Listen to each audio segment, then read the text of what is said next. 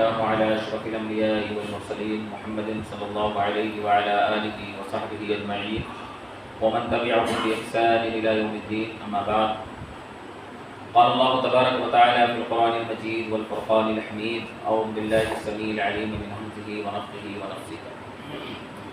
عن عبد الله بن عباس رضي الله عنهما قال: قال النبي صلى الله عليه وسلم: ألا وإني نهيت أن أتلو القرآن راكعا أو ساجدا. أخرجه مسلم. رقم الحدیث 489. ہر طرح کی تعریف، بڑائی اور بزرگی کی بریائی اللہ جل وعلا کے لیے ہے، اور درود و سلام جناب مدنی محمد رسول اللہ صلی اللہ علیہ وآلہ وسلم پر اللہم صلی علی محمد وبارک وسلم علیہ. معزز حاضرین اور محترم مصلیان کرام اور احباب جماعت، یہ جو دروس کا اہتمام کیا جا رہا ہے یہ صرف اور صرف اس لیے کہ تاکہ ہماری نمازوں میں جو خطا ہے، اخطاء ہے، ہماری نمازوں میں جو غلطیاں ہیں ان کی اصلاح ہو جائے. اور ابھی میں نے ایک حدیث پڑھی ہے، وہ حدیث کے راوی عبداللہ ابن عباس رضی اللہ تعالی عنہ ہیں، اور صحیح مسلم کی روایت ہے. 489 نمبر کی حدیث ہے یہ، صحیح مسلم کے اندر جامع سے.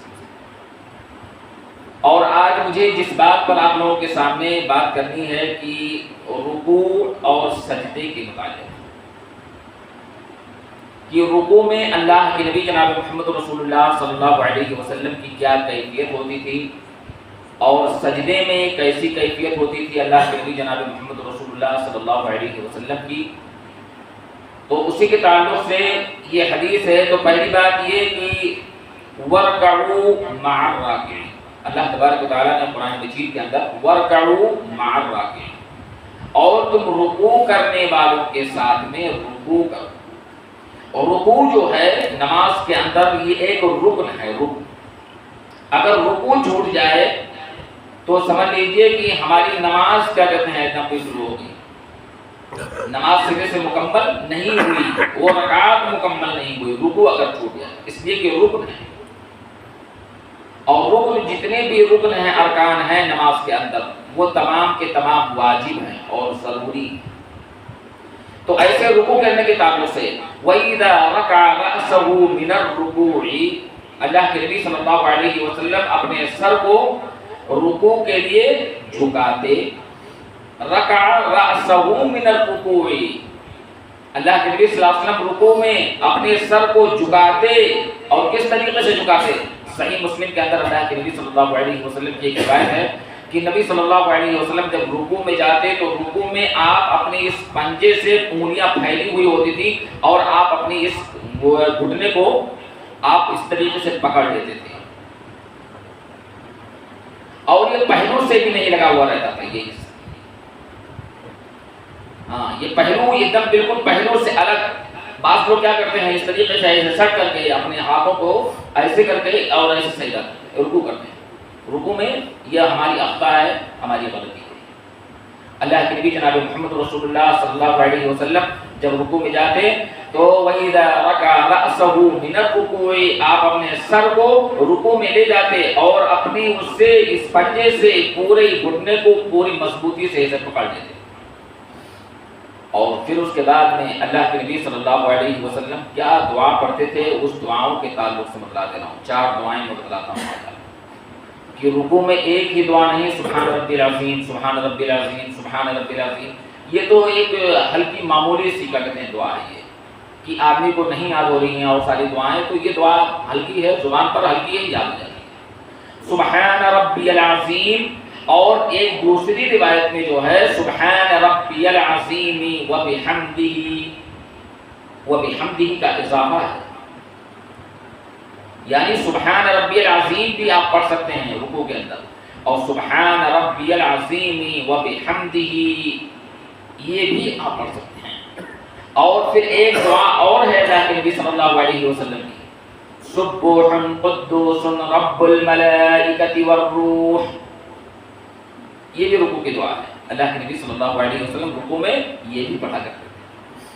اور ایک دعا اور کہ اماں عائشہ صدیقہ رضی اللہ تعالیٰ عنہ کہتی ہیں کہ اللہ کے نبی صلی اللہ علیہ وسلم پر جب سے سورہ نصر اذا جاء نصر اللہ والفتح، یہ سورت جب سے نازل ہوئی تب سے اللہ کے نبی صلی اللہ علیہ وسلم کا رکوع اور سجدہ کوئی ایسا نہیں گزرا ہوگا جس میں اللہ کے نبی صلی اللہ علیہ وسلم نے یہ دعا نہ پڑھی ہو، سبحانک اللہم ربنا وبحمدک اللہم اغفر لی۔ یہ چوتھی دعا ہے، رکوع میں یہ بتلا رہے ہیں۔ تو ایک سبحان ربی العظیم، سبحان ربی العظیم وبحمدہ، سبوح قدوس رب الملائکۃ والروح، سبحانک اللہم ربنا وبحمدک اللہم اغفر لی۔ یہ چار دعائیں اللہ کے نبی صلی اللہ علیہ وسلم رکوع میں پڑھا کرتے تھے۔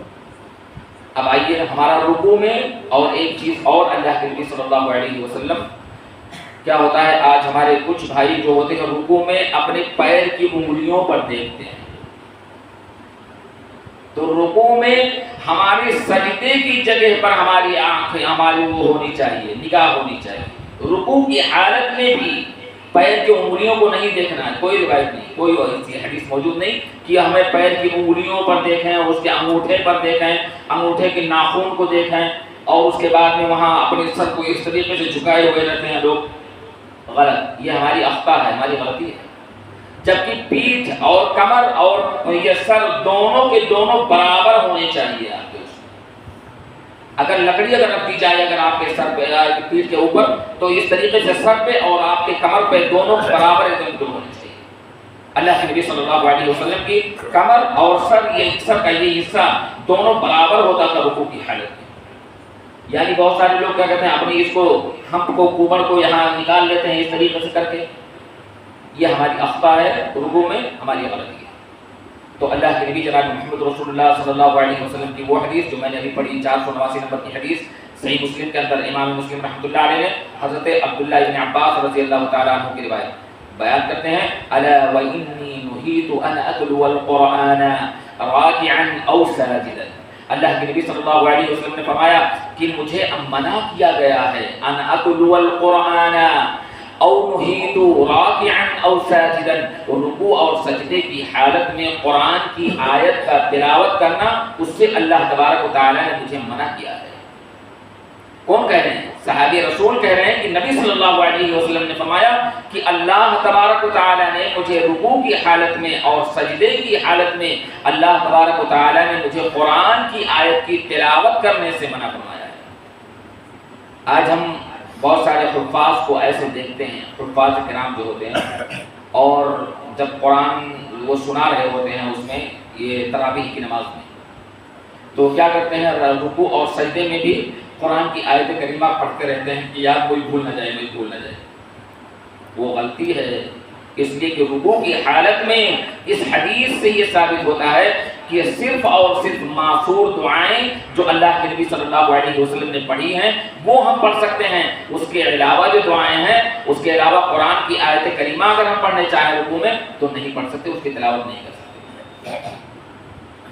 اللہ تبارک و تعالیٰ سے میں دعا ہوں کہ اللہ تبارک و تعالیٰ ہمیں اور آپ کو ان تمام حدیثوں کو سن کر کے اس پر عمل کرنے والا بنائے، اور اسی کے ذریعے سے بار الہ کو ہماری اصلاح فرما۔ اقول قولی ھذا واستغفر اللہ لی ولکم ولسائر المسلمین، والسلام علیکم ورحمۃ اللہ وبرکاتہ۔